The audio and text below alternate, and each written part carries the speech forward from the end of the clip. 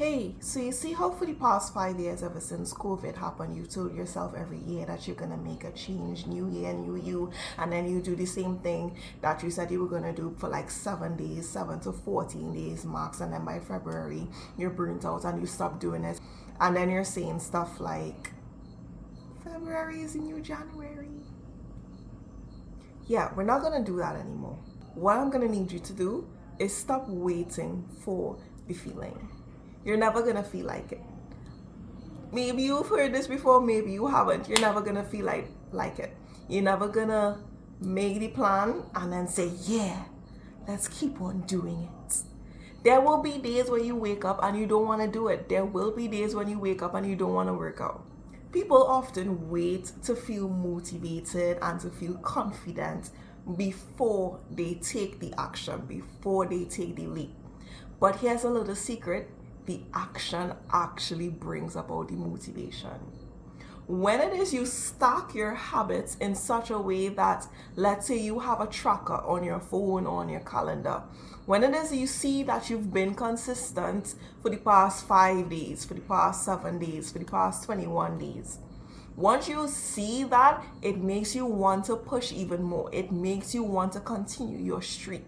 It makes you want to continue on to your goals, because you know that if you keep this up, you'll surely see results. When it is you start a new workout program, by day 14, you're already seeing results. And because of the results that you're doing as a result of the action that you have taken, now you're building up the motivation to keep the grinds going, because you don't want to lose the gain that you got over that period of time. The action creates the motivation.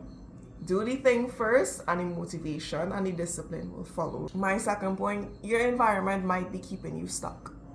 You can't necessarily change your life if you're surrounded by the same things, if you're surrounded by the same habits, if you're surrounded by the same people, and if you're watching the same content. If every morning you wake up and you doom scroll on Instagram and it's a bunch of toxic things, it's a bunch of red pill, man hate woman, woman hate men type content, guess what? You're going to go through the day with a certain type of vitriol and a certain type of bitterness towards the world at large. It isn't that anyone did anything particular to you, but your habit has entailed that you wake up every morning and scroll on Instagram, and as a result, you are just naturally in a bad mood. You just naturally aren't a morning person.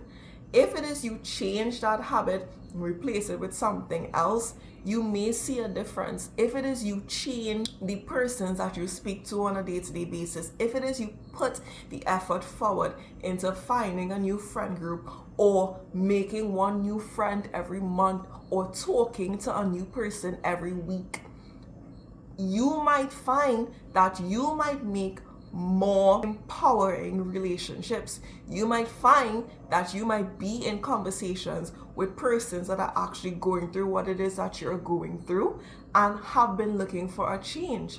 How I met my best friend currently is that we were both at a space in our life where we understood that the people that we were talking to, the friends that we had, just weren't it, because we wanted to elevate to a different level. We wanted to do something different, and the same old wasn't working out anymore. So we both ended up in this huge international group chat where everyone was just looking to see who it is they could connect with. And my friend and I saw that we both were from the same country, so we said, why not? So we both started talking, and it is in that talking we realized we had a lot of things in common. We had basically the same personality, and the time that we spend together is mind-blowingly comfortable. It's like we've known each other since we were toddlers, when it is we recently met 2 years ago or so. You never know who it is you could meet when it is you put yourself out there.